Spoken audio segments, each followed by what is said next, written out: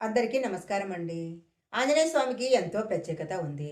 ప్రతి ఒక్క గ్రామంలో కూడా ఆంజనేయ స్వామి ఆలయము తప్పకుండా ఉంటుంది. కనీసము ఆంజనేయ స్వామి విగ్రహాన్నైనా ఏర్పాటు చేసుకొని స్వామిని పూజిస్తూ ఉంటారు. హనుమంతుడు, ఆంజనేయ స్వామి, బజరంగ బలి అని పిలుచుకునే ఈ ఆంజనేయ స్వామిని గురించి తెలుసుకోవాల్సిన విషయాలు ఎన్నో ఉన్నాయి. అందరికీ తెలియని చాలా ముఖ్యమైన విషయాలను గురించి ఇప్పుడు మనం ఈ వీడియోలో తెలుసుకుందాము. ఈ వీడియో చూడడానికి ముందు జై బజరంగ బలి అని కామెంట్ చేయండి. సీతాదేవి జాడ తెలుసుకోవటంలో శ్రీరామునికి సహాయం చేసిన వారిలో ఆంజనేయ స్వామి ప్రముఖుడు. సీతాదేవి జాడ తెలుసుకోవటంలో శ్రీరామచంద్రమూర్తికి వానర సైన్యం సహాయం చేసింది. ఆ వానర సైన్యానికి ఆంజనేయ స్వామి ఆధిపత్యం వహించాడు. హనుమంతుడు జ్ఞానము, ధైర్యము, వేగము, శక్తికి ప్రసిద్ధి చెందాడు. ఈ సమయంలో హనుమంతుడు రాముడికి చాలా దగ్గరవుతాడు. తరువాత హనుమంతుడు రాముడి భక్తుడిగా మారతాడు. హనుమంతుని గురించి తెలుసుకోవాల్సిన విషయాలు చాలా ఉన్నాయి. హనుమంతుడు అంజనీదేవి యొక్క పుత్రుడు. శివుడి లాంటి పుత్రుడు పొందాలని అంజనాదేవి శివుని పూజించి వరం పొందుతుంది. అలా హనుమంతునికి జన్మనిస్తుంది. అందుకే హనుమంతుడిని శివుని యొక్క అవతారంగా భావిస్తారు. శివుడిలాగానే హనుమంతుడు కూడా యోగి. ఆయన 8 సిద్ధులకు యజమాని. ఈ కారణంగా హనుమంతుడు పరిపూర్ణ యోగి, దైవంతో అనుసంధానించబడ్డాడు. హనుమంతుడు తన శక్తిని స్వార్థ ప్రయోజనాల కోసం ఉపయోగించలేదు.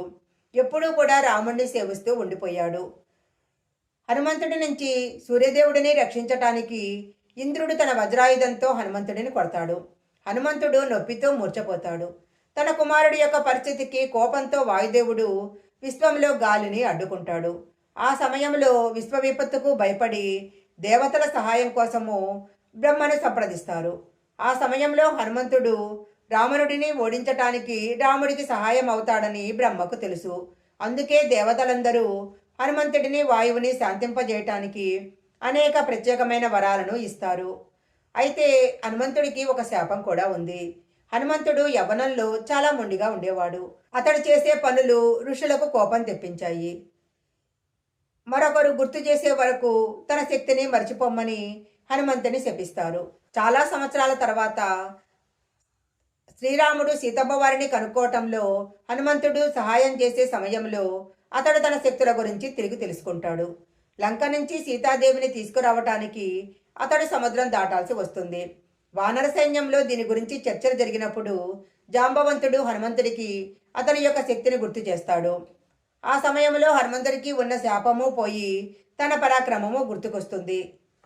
రాముడు ఎక్కడ ఉంటాడో హనుమంతుడు కూడా అక్కడే ఉంటాడు. రామరావణ యుద్ధం జరిగిన తర్వాత, సీతాదేవిని రక్షించిన తర్వాత హనుమంతుడు, రాముడు విడిపోయే సమయం వస్తుంది. అప్పుడు హనుమంతుడు రామునికి నాపై ప్రేమ స్థిరంగా ఉండాలి అని ప్రార్థిస్తాడు.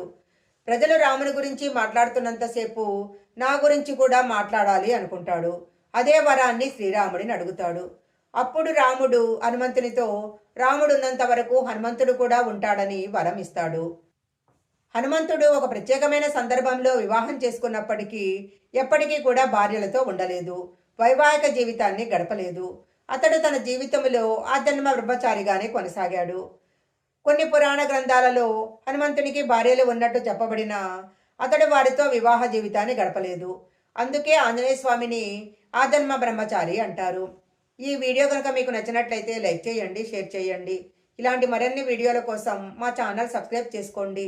పక్కనే ఉన్న బెల్ ఐకాన్ని యాక్టివేషన్ చేసుకుంటే మేము పెట్టే వీడియోలన్నీ కూడా మీకు ముందుగానే నోటిఫికేషన్గా వస్తాయి.